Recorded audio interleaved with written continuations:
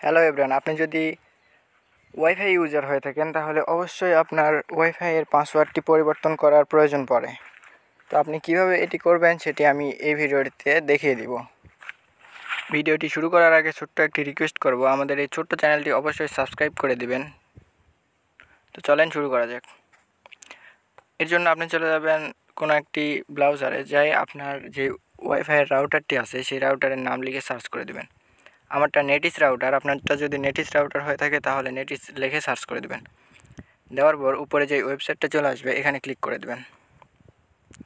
এখানে ক্লিক করলে দেখবেন দুইটি অপশান চলে আসবে, আপনি নিচেরটাই ক্লিক করে দেবেন। ক্লিক করে দিলে এখানে যদি আপনার পাসওয়ার্ড দেওয়া থাকে তো পাসওয়ার্ড দিতে হবে, আর যদি না দেওয়া থাকে সরাসরি এই পেজে নিয়ে চলে আসবে।